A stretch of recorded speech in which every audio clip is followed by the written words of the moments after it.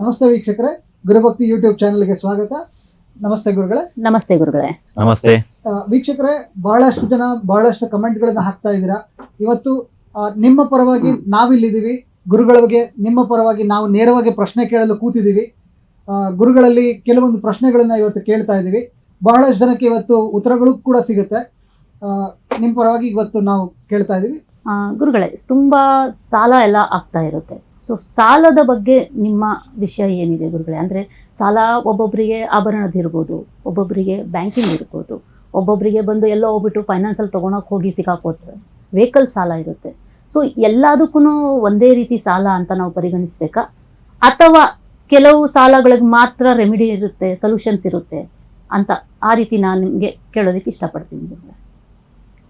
So ನಿಮ್ಮ ಪ್ರಶ್ನೆ ಹೇಗಿದೆ ಅಂತ ಹೇಳಿದ್ರೆ, ಸಾಲ ಎಲ್ಲವೂ ಒಂದೇನಾ, ಮತ್ತು ಎಲ್ಲ ಸಾಲಕ್ಕೂ ಒಂದೇ ಪರಿಹಾರನ, ಅಥವಾ ಪರಿಹಾರದಲ್ಲಿ ಸಾಲ ನಮ್ಮದ್ರಲ್ಲಿ ಬೇರೆ ಬೇರೆ ಸಾಲ ಇದ್ದಾಗೆ ಪರಿಹಾರಗಳು ಕೂಡ ಬೇರೆ ಬೇರೆ ಸಾಲಕ್ಕೆ ಬೇರೆ ಬೇರೆ ಪರಿಹಾರಗಳಿದೆಯಾ ಅನ್ನೋದು ಅಲ್ವಾ? ರೈಟ್. ಸೊ ವೀಕ್ಷಕರೇ, ಸಾಲ ಒಂದೇನಾ, ಸಾಲಕ್ಕೆ ಒಂದೇ ಪರಿಹಾರನ ಅನ್ನುವಂಥದ್ದು ಇವತ್ತಿನ ಪ್ರಶ್ನೆ ಆಗಿದೆ. ಸಾಲ ಒಂದೇ ಇರಲ್ಲ, ಅದೇ ರೀತಿ ಸಾಲಕ್ಕೆ ಪರಿಹಾರ ಕೂಡ ಒಂದೇ ಇರಲ್ಲ. ಯಾವ್ಯಾವ ರೀತಿ ಸಾಲಕ್ಕೆ ಯಾವ್ಯಾವ ಥರದ ಪರಿಹಾರಕ್ಕೆ ಹೋಗ್ಬೇಕಾಗಬಹುದು? ಬಹಳಷ್ಟು ಸಾಲಗಳಿರ್ತವೆ. ಇವಾಗ ಸಾಲ ಒಂದು ಎಕ್ಸಾಂಪಲ್ ನಾನು ಹೇಳೋಕೋದ್ರೆ, ವಿದ್ಯಾಭ್ಯಾಸಕ್ಕೆ ಸಂಬಂಧಪಟ್ಟಂತೆ ನಾವು ಎಜುಕೇಷನ್ ಲೋನ್ ಇತ್ಯಾದಿಗಳನ್ನ ಮಾಡಿರ್ತೀವಿ, ಹೋಮ್ ಲೋನ್ ಇತ್ಯಾದಿಗಳನ್ನು ಮಾಡಿರ್ತೀವಿ, ನಾವು ಸೈಟ್ ಮೇಲೆ ಲೋನ್ ಇತ್ಯಾದಿಗಳನ್ನ ಮಾಡಿರ್ತೀವಿ, ವಾಹನಕ್ಕೆ ಕೂಡ ಸಾಲ ಇತ್ಯಾದಿಗಳನ್ನು ನಾವು ಪಡ್ಕೊಂಡಿರ್ತೀವಿ. ಯಾವುದು ಜಾಸ್ತಿ ದೊಡ್ಡದಾಗಿ ಬೇಡ, ನಮಗೆ ಕ್ರೆಡಿಟ್ ಕಾರ್ಡ್ ಕೂಡ, ಅಂದರೆ ಕ್ರೆಡಿಟ್ ಅದು ಮೊದಲೇ ಅದ್ರ ಉತ್ತರ ಇದೆ, ಅದರಲ್ಲೇ ಒಂದು ವಿಷಯ ಇದೆ, ಕ್ರೆಡಿಟ್ ಸಾಲದ ಕಾರ್ಡು, ಅದು ಸಾಲದ ಕಾರ್ಡು. ಅಲ್ಲೇ ಬಂತು, ನಮಗೆ ಕ್ರೆಡಿಟ್ ಕಾರ್ಡ್ ಬೇಕಾ ಅಂತ ಕೇಳ್ತಾರೆ, ಅಲ್ಲೇ ನಮ್ಮನ್ನ ಸಾಲದಲ್ಲಿ ಸಿಕ್ಕಾಕ್ತಾರೆ. ಚೆನ್ನಾಗಿ ಹೇಳಿದಿರ ಗುರುಗಳೇ, ಕ್ರೆಡಿಟ್ ಕಾರ್ಡು ಸಾಲದ ಕಾರ್ಡ್. ನಾವು ಸಾಲ ಇಟ್ಕೊಂಡೆ ಓಡಾಡ್ತಿರ್ತೀವಿ ಊರಲ್ಲ. ಸಾಲ ಇಟ್ಕೊಂಡೆ ನಾವು ಓಡಾಡ್ತಾ ಇರ್ತೀವಿ. ಇವಾಗ ನೀವು ಒಂದು ಉದಾಹರಣೆ ಅಂದರೆ, ನೀವು ದುಡ್ಡು ತಗೊಂಡು ಯಾವ್ದಾದ್ರು ಒಂದು ಶೋರೂಮ್ಗೆ ಇವಾಗ ಹೋಗಿ ಒಂದು ಫ್ರಿಜ್ಜು ಅಥವಾ ಟಿವಿ ಇತ್ಯಾದಿಗಳನ್ನ ಖರೀದಿ ಮಾಡೋದಕ್ಕೆ, ನೀವು ಅದನ್ನ ಪೂರ್ತಿ ಹಣವನ್ನು ಸಂದಾಯ ಮಾಡಿ ನೀವು ತಗೊಳಕ್ಕಾಗಲ್ಲ. ಅಲ್ಲಿ ಏನಾದರೂ ಮಾಡಿ ನಿಮ್ಗೊಂದು EMI ಅಂತ ಅವ್ರು ಮಾಡಿಕೊಟ್ಟಿರ್ತಾರೆ. ಒಂದು ಫೋನ್ ಖರೀದಿಗೆ ಹೋಗಿ, ನೀವು ಒಂದು ಮೊಬೈಲ್ ಖರೀದಿಗೆ ಹೋಗಿ, 0% ಇಂಟ್ರೆಸ್ಟ್ ಇದೆ, EMI ತಗೊಳ್ಳಿ, ನೀವು EMI ಮಾಡ್ಕೊಳ್ಳಿ ಅಂತ ಅದನ್ನೂ EMI ಆಗ್ತಾರೆ. ಒಂದು ಫರ್ನಿಚರ್ ತಗೊಳಕ್ ಹೋಗಿ ಇವತ್ತಿನ ದಿವಸ, ನೀವು ಒಳಗಡೆ ಹೋಗುವಾಗ ಇದನ್ನು ಹೇಗಾದರೂ ಮಾಡಿ ಸಾಲ ಇಲ್ಲದೆ ಮಾಡ್ಕೊಂಬರ್ಬೇಕಪ್ಪ ನಾನು ಅನ್ನೋದು ನಿಮ್ಮ ತಲೆನಲ್ಲಿರುತ್ತೆ. ಆದರೆ ನಿಮ್ಗೊಂದು EMI ಕೊಟ್ಟೆ ನಿಮ್ಮನ್ನ ಸಾಲಗಾರರಾಗಿ ಹೊರಗಡೆ ಕಳಿಸ್ತಾರೆ. ಬಡ್ಡಿ ಇದೆಯೋ ಇಲ್ಲವೋ ಆಮೇಲೆ, ಆದರೆ ಸಾಲಗಾರರು ಆಗಬಾರದಂತ ನೀವು ಹೋಗಿರ್ತೀರಾ. ಇವತ್ತು ಪ್ರತಿಯೊಬ್ಬ ವ್ಯಕ್ತಿ, ಭಾರತ ದೇಶದಲ್ಲಿ ಎಲ್ಲೇ ಇರಲಿ, ಯಾರೇ ಇರಲಿ, ನೀವು ಪ್ರಪಂಚದಲ್ಲಿ ಇರಲಿ, ಪ್ರತಿಯೊಬ್ಬ ವ್ಯಕ್ತಿಗೂ ಸಾಲ ಇದೆ. ಸಾಲ ಇಲ್ಲದ ವ್ಯಕ್ತಿಗಳೇ ಇಲ್ಲ, ಎಲ್ಲರಿಗೂ ಸಾಲ ಇದೆ. ಸಾಲ ಇಲ್ಲ ಅಂದ್ರೂ ಸಾಲ ಮಾಡಿಸ್ತೀವಿ. ಅರ್ಥ ಆಯ್ತಲ್ವಾ? ಸೊ ಈ ರೀತಿ ನಾವು ತಗೊಂಡಂಥ ಸಾಲಗಳು, ಉಪಯೋಗ ವಸ್ತುಗಳಾಗಿರ್ಬೋದು, ಇದಕ್ಕೆ ತಗೊಂಡಿರುವಂಥ ಸಾಲ ಆಗಿರ್ಬೋದು. ಇವಾಗ ಫೈನಾನ್ಸಲ್ಲಿ ತಗೋತೀನಿ ಸರ್, ಕೈ ಸಾಲ ತಗೊಂಡಿರ್ತೀನಿ ಅಂತ ತಿಳ್ಕೊಳ್ಳಿ, ಯಾರೋ ಒಬ್ಬ ಫ್ರೆಂಡ್ ಹತ್ರನೋ ಯಾರೋ ಒಬ್ಬ ಫೈನಾನ್ಸರ್ ಹತ್ರನೋ, ಅದಕ್ಕೆ ಪರಿಹಾರ ಬೇರೆ. ಬ್ಯಾಂಕಲ್ಲಿ ನಾನು ಸಾಲ ತಗೊಂಡಿರ್ತೀನಿ, ಅದಕ್ಕೆ ಪರಿಹಾರ ಬೇರೆ. ನನಗಾಗಿ ತಗೊಂಡಿರುವ ಸಾಲಕ್ಕೆ ಪರಿಹಾರ ಬೇಡ ಮ್ಯಾಮ್. ಅದೇ ರೀತಿ ಬೇರೆಯವ್ರಿಗಾಗಿ ನಾನು ಸಾಲ ತಗೋತೀನಿ ಅಂದರೆ, ನನ್ನ ಮನೆಯಲ್ಲಿ ಯಾವುದೋ ಒಂದು ವಿಶೇಷ ಇದೆ, ನನ್ನ ಮಗಳಿಗೋ ಅಥವಾ ನನ್ನ ಅಕ್ಕನಿಗೋ ನನ್ನ ತಂಗಿಗೋ ಏನೋ ಒಂದು ವಿಶೇಷ ಸಮಾರಂಭ, ಒಂದು ಮದುವೆ ಇತ್ಯಾದಿಗಳಿದೆ, ಅದಕ್ಕಾಗಿ ನಾನು ಸಾಲ ಮಾಡಿರ್ತೀನಿ, ನನಗಾಗಿ ಅಲ್ಲ. ಆ ಸಾಲಕ್ಕೆ ಬೇರೆ ಪರಿಹಾರಗಳಿದೆ. ನನ್ನ ಮನೆಯ ಸಾಲಕ್ಕೆ ನಾವು ನೀವು ನೋಡಿರ್ಬೋದು, ಗುರುಭಕ್ತಿನಲ್ಲಿ ಬಂದ್ಬಿಟ್ಟು ನಾವು ಗೃಹ ಸಾಲಕ್ಕೆ ಸಂಬಂಧಪಟ್ಟಂತೆ ಪರಿಹಾರ ಕೊಟ್ಟಿದ್ದೀವಿ. ಅಲ್ಲಿ ನಾವು ಕ್ಲೀನಾಗಿ ಒಂದು ಹಿಂಟ್ ಕೊಟ್ಟಿದ್ದೀವಿ, ಗೃಹ ಸಾಲಕ್ಕೆ ಪರಿಹಾರ ಅಂದರೆ ಬೇರೆ ಬೇರೆ ಸಾಲಗಳಿಗೆ ಬೇರೆ ಬೇರೆ ಪರಿಹಾರ ಇದೆ ಅನ್ನೋದು ಆ ವಿಡಿಯೋದಲ್ಲಿ ಕ್ಲೀನಾಗಿ ಅದೊಂದು ಹಿಂಟ್ ಕೊಟ್ಟಂಗಿದೆ. ಅವರಿಗೆ ಎಲ್ರಿಗೂ ಗೊತ್ತಾಗುತ್ತೆ.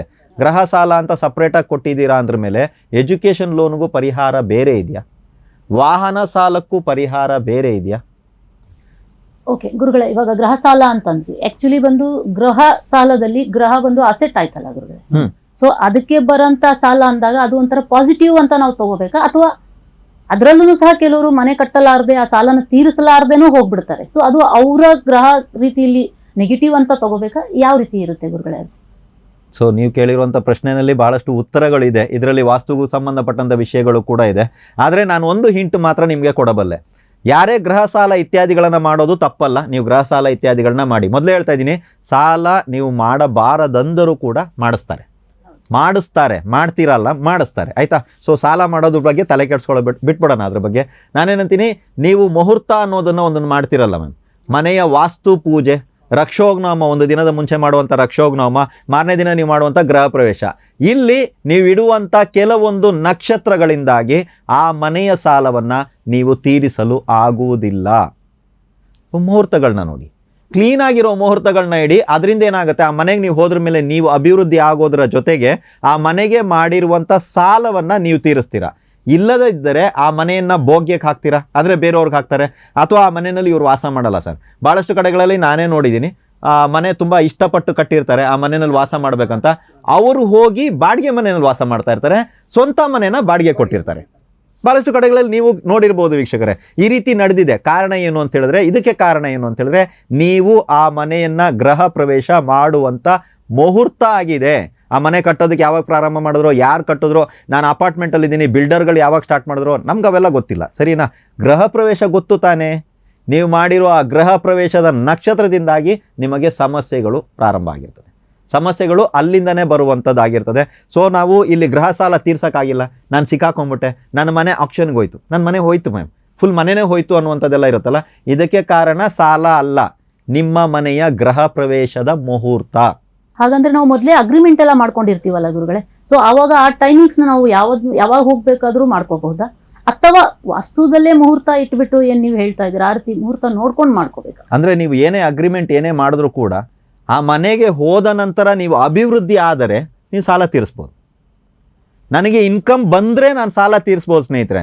ಸಾಲಕ್ಕೆ ಸಾಲ ಮಾಡೋದಲ್ಲ. ಭಾಳಷ್ಟು ಕಡೆಗಳಲ್ಲಿ ಸಾಲ ತೀರಿಸೋದಕ್ಕೆ ಇನ್ನೊಂದು ಸಾಲ ತೊಗೊಂಬರ್ತೀನಿ ನಾನು, ಈ ಸಾಲ ತೀರಿಸ್ತೀನಿ, ಮತ್ತೆ ಈ ಸಾಲ ಮತ್ತೆ ಇವನ ಹತ್ರ ಸಾಲ ಮಾಡಿದ್ದೀನ, ಈ ಸಾಲ ತೀರಿಸೋದಕ್ಕೆ ಅವ್ರ ಹತ್ರ ಇಂತ ತೊಗೊಂಬಂದು ಈ ಸಾಲ ತೀರಿಸ್ತೀನಿ.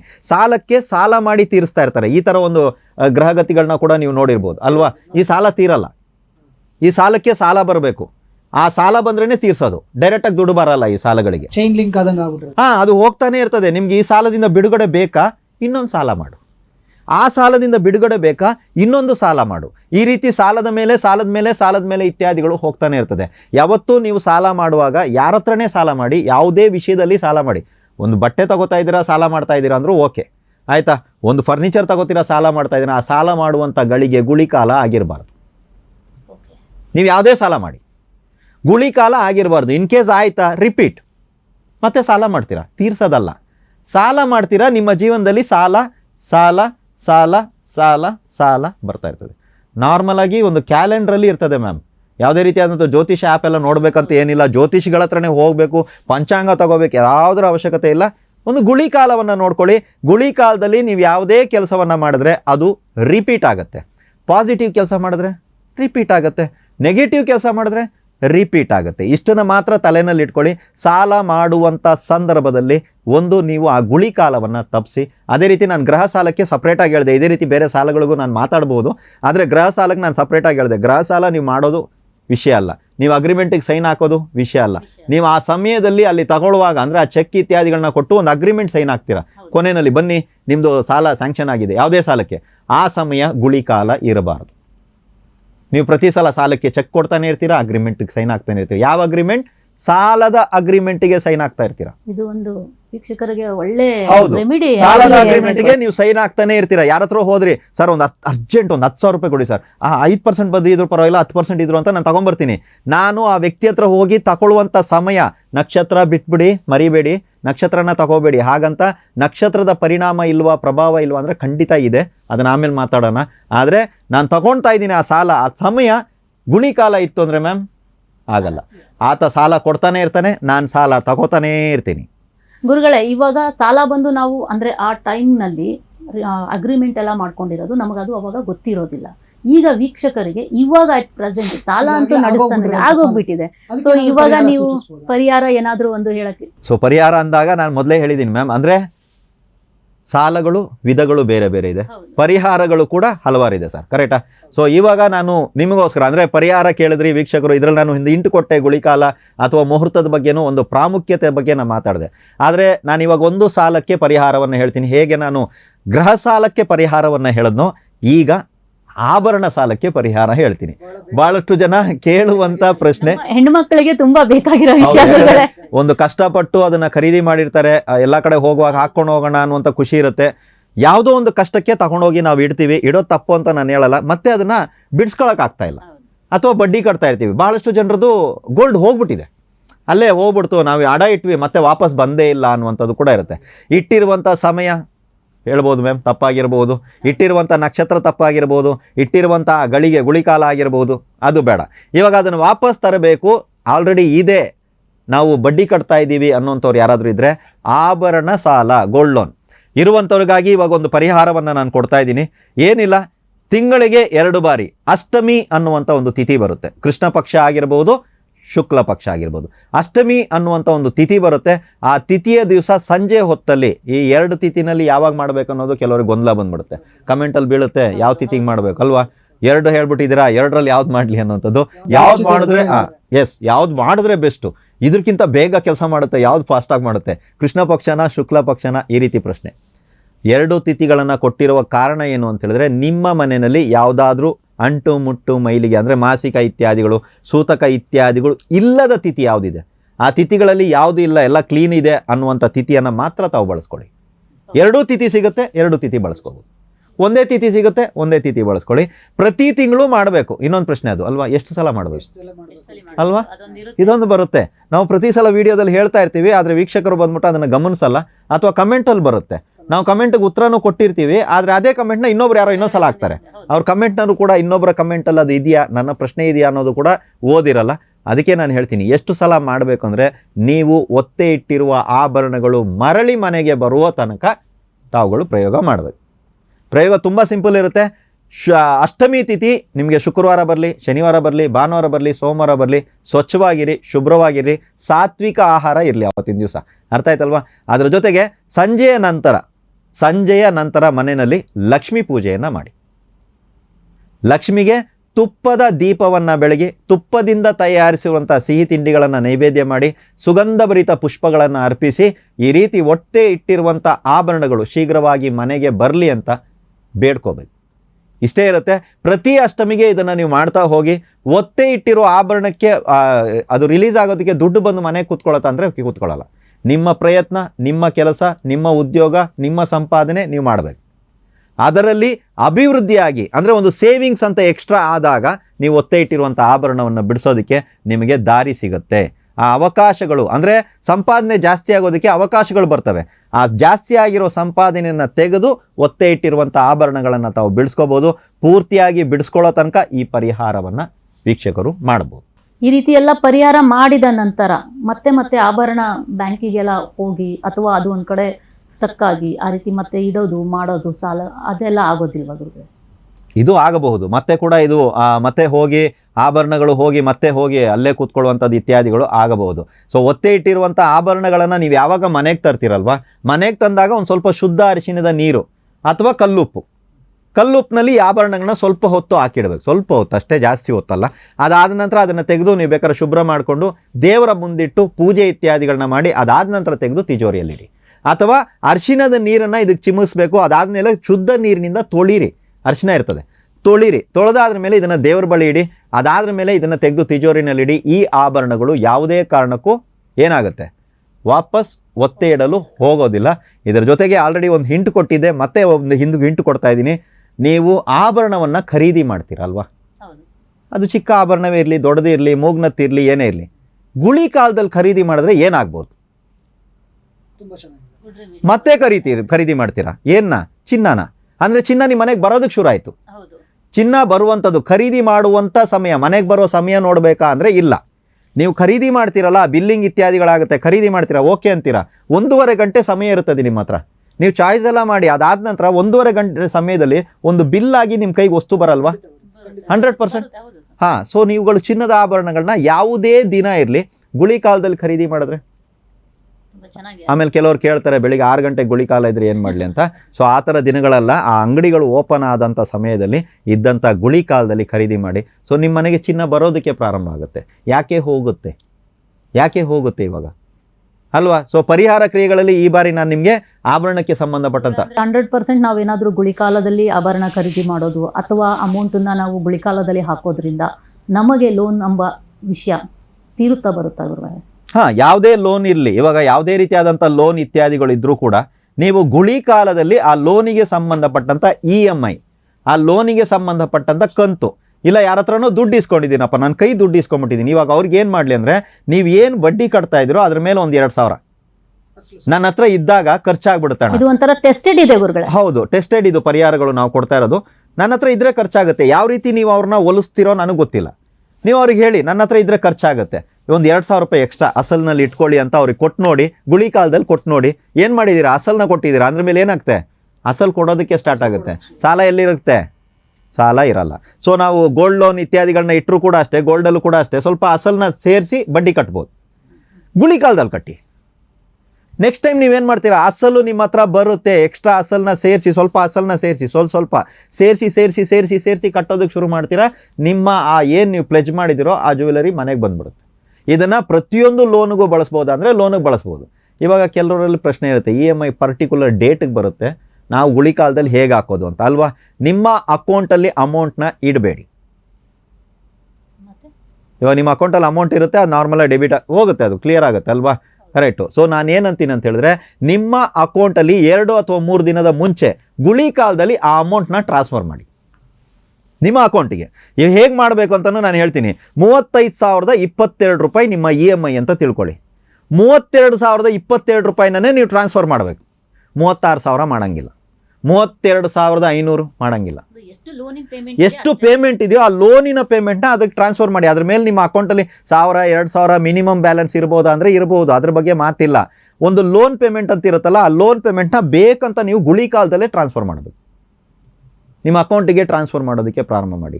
ನೀವು ನೋಡಿ, ಈ ಗುಳಿ ಕಾಲದ ಚಮತ್ಕಾರ ನೀವು ತುಂಬ ಅನುಭವಿಸ್ತೀರ. ಅಂದರೆ ಒಂದು ನೆಗೆಟಿವ್ ನಡೀತಾ ರಿಪೀಟ್ ಆಗುತ್ತೆ, ಒಂದು ಪಾಸಿಟಿವ್ ನಡೀತಾ ರಿಪೀಟ್ ಆಗುತ್ತೆ. ಈ ರಿಪೀಟ್ ನೀವು ಇದನ್ನು ಒಳ್ಳೇದಕ್ಕೆ ಬಳಸ್ಕೋತೀರಾ, ಚಿನ್ನ ಖರೀದಿ ಮಾಡಿ. ಕೆಟ್ಟದಕ್ಕೆ ಬಳಸ್ಕೋತೀರಾ, ಚಿನ್ನನ ಆಡ ಇಡಿ, ಮತ್ತೆ ಇಡ್ತೀರಾ. ಸಿಂಪಲ್, ಅರ್ಥ ಆಯ್ತಲ್ವಾ. ಲೋನ್ ತಗೋತೀರಾ, ಅಗ್ರಿಮೆಂಟಿಗೆ ಸೈನ್ ಆಗ್ತೀರಾ, ಚೆಕ್ ಕೊಡ್ತೀರಾ, ಗುಳಿ ಕಾಲದಲ್ಲಿ ಕೊಟ್ರಾ ಮತ್ತೆ ಚೆಕ್ ಕೊಡ್ತೀರಾ, ಮತ್ತೆ ಲೋನ್ಗೆ ಅಗ್ರಿಮೆಂಟಿಗೆ ಸೈನ್ ಆಗ್ತಾ ಇರ್ತೀರಾ. ನೀವು ಮನೆ ಗೃಹ ಪ್ರವೇಶ ಆಯಿತು ಅಂದರೆ, ವಾಹನ ಖರೀದಿ ಆಯಿತು ಅಂದರೆ, ಎಲ್ಲದಕ್ಕೂ ಗುಳಿ ಕಾಲನ ಯೂಸ್ ಮಾಡಿ. ನೀವು ನೋಡ್ಕೊಳ್ಳಿ, ಅರ್ಥ ಆಯ್ತಲ್ವ. ಇದು ಒಂದು ಹಿಂಟ್ ನಾನು ಕೊಟ್ಟಿದ್ದೀನಿ. ಇದ್ರ ಜೊತೆಗೆ ರಾಶಿ, ನಕ್ಷತ್ರ, ಕರಣ, ಯೋಗ ಇತ್ಯಾದಿಗಳನ್ನ ನೋಡಬೇಕು, ಲಗ್ನ ಇತ್ಯಾದಿಗಳನ್ನ ನೋಡಬೇಕು. ಅರ್ಥ ಆಯ್ತಲ್ವ, ಇದೆಲ್ಲ ನೋಡಬೇಕು. ಆದರೆ ಇದರ ಒಂದು ಪ್ರಾಮುಖ್ಯತೆ ಭಾಳಷ್ಟಿದೆ. ನಮ್ಮ ವೀಕ್ಷಕರಿಗೆ ಇದನ್ನು ಬಳಸ್ಕೋಬೋದಾ ಅಥವಾ ನಾವು ಇದನ್ನೆಲ್ಲ ನೋಡಬೇಕಂದ್ರೆ ಬೇಡ, ನೀವು ಇದನ್ನು ಬಳಸ್ಕೊಂಡು ನೋಡಿ, ನಿಮ್ಮ ಅನುಭವ ಆವಾಗ ಬೇಕಾದರೆ ಕಮೆಂಟ್ ರೂಪದಲ್ಲಿ ಹಾಕಿ 4 ಜನರಿಗೆ ತಿಳಿಸಿ. ತುಂಬ ಕಷ್ಟದಲ್ಲಿದ್ದಾರೆ, ಸಾಲ ತೀರ್ಸೋಕ್ಕಾಗದೆ ಇವತ್ತು ಭಾಳಷ್ಟು ಜನ ಆತ್ಮಹತ್ಯೆಗೆ ತನಕ ಹೋಗಿದ್ದಾರೆ, ಊರು ಬಿಟ್ಟು ಹೋಗಿದ್ದಾರೆ. ಭಾಳಷ್ಟು ಜನ ಊರು ಬಿಟ್ಟು ಹೋಗಿದ್ದಾರೆ, ತಲೆ ಮರ್ಕೋತಾರೆ, ಫೋನ್ ಎತ್ತಲ್ಲ. ಭಾಳಷ್ಟು ಸಾಲಗಾರರು ಫೋನ್ ಬಂದಾಗ ಈ ಸಾಲ ಅನ್ನೋದು ಎಲ್ಲರಿಗೂ ಇದೆ, ಇದನ್ನು ನೆನ್ಪಿಟ್ಕೊಳ್ಳಿ, ಎಲ್ರಿಗೂ ಇದೆ. ಅದೊಂದು ತುಚ್ಛವಾಗಿ ನೋಡಬೇಡಿ. ಆ ಕಾಲದಲ್ಲಿ ಇತ್ತು ಸಾಲ ಅಂದ್ರೇ ಒಂಥರ, ಸಾಲ ಮಾಡಿಬಿಟ್ಟಿದ್ದೀರಾ, ಸಾಲ ಮಾಡೋಂಗಿಲ್ಲ ಅಂತೆಲ್ಲ ಮಾತಾಡ್ತಾಯಿದ್ರು. ಇವಾಗ ನೀವು ಮಾಡಿಲ್ಲ ಅಂದರೂ ನಾವು ಮಾಡಿಸ್ತಾ ಇದ್ದೀವಿ, ಅರ್ಥ ಆಯ್ತಲ್ವಾ. ಸೊ ಅದಕ್ಕಾಗಿ ಸಾಲಕ್ಕೆ ಹೆದರಬೇಡಿ, ನಿಂತ್ಕೊಳ್ಳಿ, ಫೇಸ್ ಮಾಡಿ. ಪ್ರತಿಯೊಂದು ಸಾಲಕ್ಕೂ ತನ್ನದೇ ಆದಂಥ ಪರಿಹಾರ ಕ್ರಿಯೆಗಳಿದೆ. ಆದರೆ ನಾನಿವತ್ತು ಒಂದು ಜನರಲ್ ಆಗಿರುವಂಥ ಒಂದು ಪರಿಹಾರ ಕ್ರಿಯೆಯನ್ನು ನಿಮ್ಮ ಮುಂದೆ ಇಟ್ಟಿದ್ದೀನಿ. ಅಥವಾ ನಿಮ್ಮ ಜಾತಕಕ್ಕೆ ಸಂಬಂಧಪಟ್ಟಂತೆ ಸಾಲಕ್ಕೆ ಸಂಬಂಧಪಟ್ಟ ಪರಿಹಾರ ಕ್ರಿಯೆ ಬೇರೆ ಇದೆಯಾ ಅಂದರೆ ಖಂಡಿತ ಇದೆ. ಸೊ ಇದನ್ನು ನೀವು ಮಾಡ್ಕೊಳ್ಳಿ. ಅಂದ್ರೆ ಸಾಲಕ್ಕೆ ಸಂಬಂಧಪಟ್ಟ ಹಾಗೆ ಜಾತಕ ನೋಡೋದು ಅಂತಂದ್ರೆ, ಅಲ್ಲಿ ನಮ್ಮ ಜಾತಕದಲ್ಲಿ ಗ್ರಹಗತಿಗಳು ಬೇರೆ ರೀತಿ, ಇನ್ನೊಬ್ಬರದು ಬೇರೆ ರೀತಿ, ಆ ರೀತಿ ನಾವು ತಗೋಬೇಕಾಗುತ್ತಾ, ಅಥವಾ ಸಾಲಕ್ಕೆ ಅಂತಾನೆ ಒಂದು ಗ್ರಹ ಇರುತ್ತಾ ಗುರುಗಳೇ? ಸಾಲಕ್ಕೆ ಅಂತಾನೆ ಗ್ರಹಗಳಿದೆ, ಸಾಲಕ್ಕೆ ಅಂತಾನೆ ಭಾವಗಳಿದೆ, ಎಲ್ಲವೂ ಇದ್ರೂ ಕೂಡ ನನ್ನದು ಒಂದೇ ಪ್ರಶ್ನೆ. ಮನೆಯಲ್ಲಿ 10 ಜನ ಇರ್ತಾರೆ ಅಥವಾ 5 ಜನ ಇದ್ದಾರೆ ಅಂದರೆ, ನಿಮ್ಮ ಒಬ್ಬರಿಗೆ ಮಾತ್ರ ಸಾಲ ಯಾಕೆ ಬಂತು? ವಾಸ್ತುವಿನ ಕಾರಣದಿಂದ ಬಂತು ಅಂದರೆ ಆ ಮನೆಯಲ್ಲಿ 5 ಜನ ಇದ್ದೀವಿ. ಹೌದು, ಈ ಮನೆಯಲ್ಲಿ 5 ಜನ ಇದ್ದೀವಿ. ಇಲ್ಲಿರುವಂಥ ವಾಸ್ತುವಿನಿಂದ ನನಗೆ ಸಾಲ ಬಂತು ಅಂದರೆ ಈ ಮನೆಯಲ್ಲಿ ನಾವು 5 ಜನ ಇದ್ದೀವಿ. 5 ಜನರಿಗೆ ಸಾಲ ಬರಬೇಕಾ, ಒಬ್ಬರಿಗೆ ಬರುತ್ತಾ? 5 ಆ ರೀತಿ ನೋಡೋಕೆ. ವಾಸ್ತುವಿನ ಕಾರಣದಿಂದ ರೋಗ ಬಂತು ಅಂದರೆ 5 ಜನರಿಗೆ ಬರಬೇಕಾ, ಒಬ್ಬರಿಗೆ ಬರುತ್ತಾ? ಸೊ ನಿಮಗೆ ಮಾತ್ರ ಯಾಕೆ ಬಂತು ಅಂದರೆ ಕರ್ಮ. ಸೊ ನಿಮ್ಮ ಜಾತಕದಿಂದ ನಿಮಗೆ ಪರಿಹಾರಗಳನ್ನು, ಇದು ನಾವು ಏನು ಕೊಡ್ತಾ ಇದ್ದೀವಿ ಮ್ಯಾಮ್, ಅದು ಬಂದು ಜನರಲ್ ಪರಿಹಾರ. ನನಗೆ ಏನು ಪರಿಹಾರ, ನನಗೆ ಪರ್ಸ್ನಲ್ ಆಗಿ ನಾನು ಮಾಡ್ಕೊಂಡಿರೋದು, ನನಗೆ ಏನು ಪರಿಹಾರ, ಪರ್ಸ್ನಲ್ ಆಗಿ ನಾನು ಅಭಿವೃದ್ಧಿ ಆಗಬೇಕು, ನಾನು ಏನು ಮಾಡಬೇಕು, ಇದನ್ನ ಯಾವಾಗ ವೀಕ್ಷಕರು ಕೇಳೋದಕ್ಕೆ ಪ್ರಾರಂಭ ಮಾಡ್ತಾರೋ ತೋರಿಸಿ ಅವ್ರಿಗೆ ನೇರವಾಗಿ ಹೌದು ಪರಿಹಾರ ನೇರವಾಗಿ ತಗೋಬೇಕಾಗತ್ತೆ ಅಂತ ಅಮೃತ್ ಸರ್ ಅವ್ರು ಹೇಳಿದ್ರು. ನಾನು ಮತ್ತೊಂದ್ಸಲ ಮೆನ್ಷನ್ ಮಾಡ್ತಾ ಇದ್ದೀನಿ, ಪರಿಹಾರ ನೇರ ತಗೋಬೇಕಂದ್ರೆ ಗುರುಭಕ್ತಿ ಚಾನಲ್ಗೆ ಫೋನ್ ಮಾಡಿ ಪರಿಹಾರ ತಗೋಬೇಕು ಅನ್ನೋದಲ್ಲ. ನಿಮ್ಮ ಮನೆಯ ಅಕ್ಕಪಕ್ಕ ನಿಮಗೆ ಗೊತ್ತಿರುವಂಥ ಬಹಳಷ್ಟು ವಿದ್ಯಾವಂತರು, ಜ್ಯೋತಿಷಿಗಳು, ಗುರುಗಳು ಇವತ್ತಿಗೂ ಇದ್ದಾರೆ. ಗುರುಭಕ್ತಿ ಯೂಟ್ಯೂಬ್ ಚಾನಲ್ ಒಂದೇ ಒಂದು ಇರೋದು. ಯಾವುದೇ ಗುರುಗಳನ್ನ, ಯಾವುದೇ ಜ್ಯೋತಿಷಿಗಳನ್ನು ನಾವು ಅಸಹ್ಯ ಮಾಡಲ್ಲ, ಅಪಹಾಸ್ಯ ಮಾಡಲ್ಲ. ಅರ್ಥ ಆಯ್ತಲ್ವಾ? ಅಲ್ಲೇ ಇದ್ದಾರೆ, ನೀವು ಅಲ್ಲಿ ವಿಚಾರಿಸಿ, ಬರಬೇಡಿ, ಇಲ್ಲಿಗೆ ಬರಬೇಡಿ, ಅಲ್ಲೇ ವಿಚಾರಿಸಿ. ಈ ರೀತಿ ಇದೆಯಾ, ನಿಮ್ಗೊಂದು ಇನ್ಫಾರ್ಮೇಷನ್ ಕೊಡ್ತಾ ಇದ್ದೀವಿ, ಈ ರೀತಿ ಇದೆ, ಪ್ರಶ್ನೆ ಹೀಗಿರಬೇಕು. ಪ್ರಶ್ನೆ ಬಂದಾಗ ಮಾತ್ರ ಉತ್ತರ ಸಿಗೋದು ಸ್ನೇಹಿತರೆ. ನೀವೇನು ಮಾಡ್ತೀರಾ, ಸಾರ ಸಗಟಾಗಿ ಸಾಲ ಇದೆ, ಏನಿದೆ, ಸಾಲ ಇದೆ, ಯಾರು ಮಾಡಿರೋದು, ಯಾಕೆ ಬಂತು ನಿಮ್ಮ ತಲೆ ಮೇಲೆ, ನೀವೇ ಮಾಡಿರೋದಾ? ಕೆಲವ್ರು ಬಂದ್ಬಿಟ್ಟು ಸುಮ್ಮನೆ ಶೋಕಿಗಾಗಿ ಸಾಲ ಮಾಡ್ತಾರೆ ಸರ್. ಶೋಕಿಗಾಗಿ ಖರ್ಚು ಮಾಡಬೇಕು, ದುಡ್ಡಿಲ್ಲ, ಓಡಾಡೋದೈತೆ, ಊರು ಸುತ್ತಬೇಕು, ಕೈಗೆ ಏನಾರು ಹಾಕ್ಕೋಬೇಕು. ಅಲ್ಲ, ಅದೇ ಹೇಳ್ತಾ ಇರೋದು ಮೇಡಮ್, ಶೋಕಿಗಾಗಿ ಸಾಲ ಮಾಡ್ತಾರೆ, ಅದರ ಅವಶ್ಯಕತೆ ನಿಮಗೆ ಇರಲ್ಲ.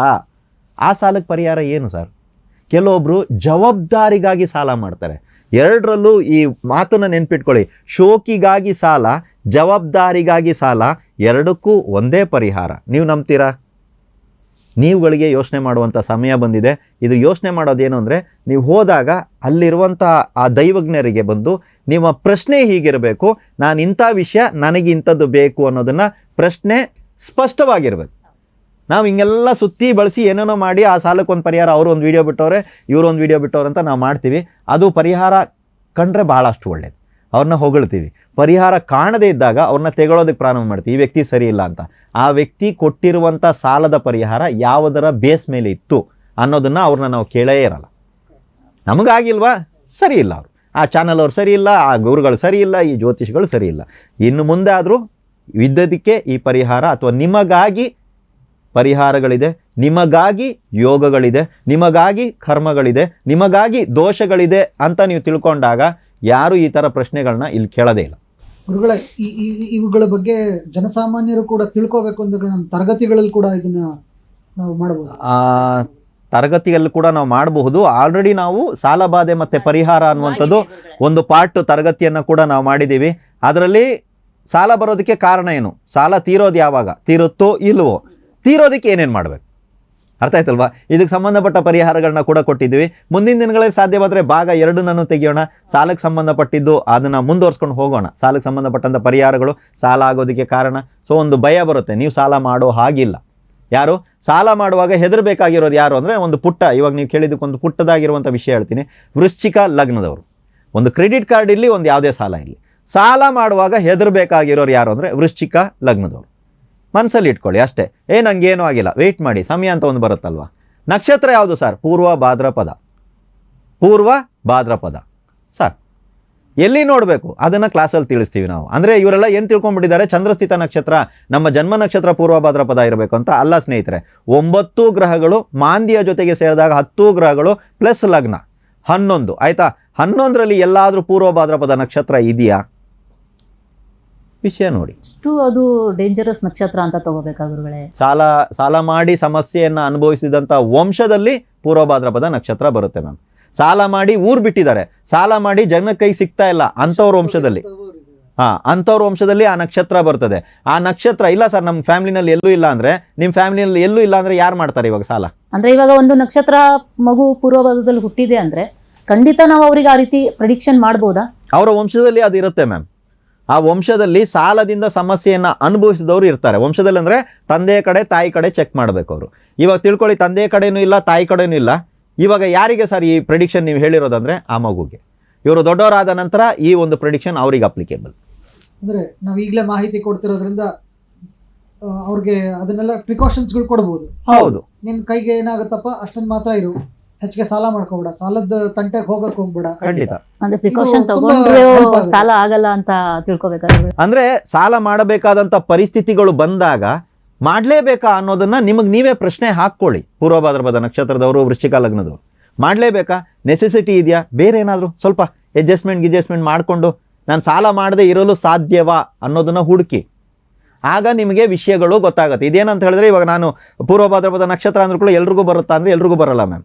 ಅವರ ಜಾತಕಕ್ಕೆ ನೋಡಿದಾಗ ಯಾವ ವ್ಯಕ್ತಿಗೆ ಬರುತ್ತೆ ಅಂತಲೂ ನಾವು ಹೇಳ್ಬೋದು. ಇಂಥದ್ದೇ ವ್ಯಕ್ತಿ ಸಾಲದಲ್ಲಿ ಸಿಕ್ಕಾಕೋತಾನೆ, ಇಂಥದ್ದೇ ವ್ಯಕ್ತಿ ತಲೆಮರೆಸ್ಕೊಂಡು ಹೋಗ್ತಾನೆ ಅನ್ನೋದನ್ನು ಜಾತಕ ಇಟ್ಕೊಂಡಾಗ ನೋಡ್ಬೋದು. ನಾರ್ಮಲ್ ಜನರಲ್ ಪ್ರೆಡಿಕ್ಷನ್ ಅಂತ ಹೇಳಿದ್ರೆ, ಪೂರ್ವ ಭಾದ್ರಪದ ನಕ್ಷತ್ರ ನಿಮ್ಮ ಜಾತಕದಲ್ಲಿ ಎಲ್ಲಿಯಾದರೂ ಬರಲಿ, ಬಂದಿದೆಯಾ, ನಿಮ್ಮ ವಂಶದಲ್ಲಿ ಸಾಲದ ಸಮಸ್ಯೆಯಿಂದ ತೊಂದರೆ ಅನುಭವಿಸಿದವರು ಇರ್ತಾರೆ ಅಥವಾ ಬರ್ತಾರೆ. ಗ್ಯಾರಂಟಿ ಇರ್ತಾರೆ ಅಥವಾ ಬರ್ತಾರೆ. ಈ ಮಾತನ್ನ ನೆನ್ಪಿಟ್ಕೊಳ್ಳಿ. ಇದು ಅರ್ಥ ಆಗ್ತಾ ಇಲ್ವಾ? ನಮ್ಮದೇ ಆದಂಥ ನಕ್ಷತ್ರ ಸಿದ್ಧಾಂತ ತರಗತಿಗಳು ನಡೀತಾ ಇದೆ.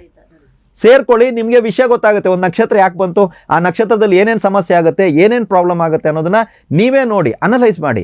ಎಸ್, ಸೂಪರ್ ಆಗಿದೆ, ಚೆನ್ನಾಗಿದೆ ಅಂತ ಹೇಳಿದ್ರೆ ಇದರ ಭಾಗಗಳು 1, 2, 3, 4 ಹೋಗ್ತಾನೆ ಇರ್ತದೆ. ಸೊ ಎಲ್ಲದರಲ್ಲೂ ಸೇರಿಕೊಂಡು ವಿಷಯವನ್ನು ತಾವುಗಳು ತಿಳ್ಕೊಬೋದು. ಗುರುಗಳೇ, ಇವತ್ತು ಸಾಲದ ವಿಷಯ ಇಟ್ಕೊಂಡು ಸಾಲ ಏನಕ್ಕೆ ಮಾಡ್ತೀವಿ, ಸಾಲದ ಚೈನ್ ಲಿಂಕ್ ಹೆಂಗಾಗುತ್ತೆ, ಇದರಿಂದ ಹೊರಗಡೆ ಬರೋ ಅಂಥದ್ದು ಹೇಗೆ, ನಾವು ಯಾವ ಸಮಯದಲ್ಲಿ ಮಾಡಿದ್ರೆ ಕೆಲಸ ಬೆಳೀತಾ ಹೋಗ್ತೀವಿ ಎಲ್ಲನೂ ತುಂಬ ಚೆನ್ನಾಗಿ ತಿಳಿಸ್ಕೊಟ್ಟಿದ್ದೀರಾ. ಬಹಳಷ್ಟು ಜನ ವೀಕ್ಷಕರಿಗೆ ತುಂಬಾ ಲಾಭ ಆಗ್ತಾ ಇದೆ ಈ ಇದರಿಂದ. ಈ ವಿಡಿಯೋ ತುಂಬಾ ಧನ್ಯವಾದಗಳು ಗುರುಗಳೇ. ವೀಕ್ಷಕರೇ, ಧನ್ಯವಾದಗಳು. ಮತ್ತೊಮ್ಮೆ ನಿಮ್ಮ ಮುಂದೆ ಇನ್ನಷ್ಟು ವಿಷಯಗಳೊಂದಿಗೆ ನಿಮ್ಮ ಮುಂದೆ ಬರ್ತೀವಿ. ಧನ್ಯವಾದಗಳು. ನಿಮಗೂ ಕೂಡ ಧನ್ಯವಾದಗಳು. ಯಾಕಂದರೆ ವೀಕ್ಷಕರ ಒಂದು ದನಿಯಾಗಿ ಇವತ್ತು ನೀವು ಪ್ರಶ್ನೆಗಳನ್ನ ಕೇಳಿದ್ದಕ್ಕೆ ನನ್ನಿಂದ ಇಷ್ಟು ಮಾಹಿತಿಗಳು ಬಂತು. ಯಾಕಂದರೆ ನಾನು ಒಬ್ಬನೇ ಕೂತ್ಕೊಂಡು ವಿಡಿಯೋ ಮಾಡಬಹುದು, ಮಾಡಿದಾಗ ಯಾವುದೋ ಒಂದು ಪರಿಹಾರ ಕ್ರಿಯೆ ಇತ್ಯಾದಿಗಳನ್ನ ಹೇಳ್ತೀನಿ, 2 ನಿಮಿಷ ವೀಕ್ಷಕರ ಜೊತೆ ಮಾತಾಡ್ತೀನಿ, ಹೋಗ್ಬಿಡ್ತೀನಿ. ಇವತ್ತು ನೀವು ಮಾತಾಡಿದಾಗ ಕೆದಕ್ತೀರಲ್ವಾ, ಕೆದಕ್ದಾಗ ಭಾಳಷ್ಟು ವಿಷಯಗಳು ಆ ವೀಕ್ಷಕರ ದನಿಯಾಗಿ ಬಂದಿದೆ. ಭಾಳಷ್ಟು ಜನರಿಗೆ ನೀವು ಕೇಳಿರುವಂಥ ಪ್ರಶ್ನೆಗಳಿಂದ ಬಂದಿರೋ ಉತ್ತರಗಳಿಂದ ಭಾಳಷ್ಟು ಜನರಿಗೆ ಇದರ ಒಂದು ಫಲವನ್ನು ಪಡಿತಾರೆ ಅನ್ನೋಂಥ ನಂಬಿಕೆ ನನಗೂ ಇದೆ. ಇದೇ ರೀತಿ ಮುಂದುವರಿಯೋಣ. ಎಲ್ರಿಗೂ ಒಳ್ಳೆಯದಾಗಲಿ.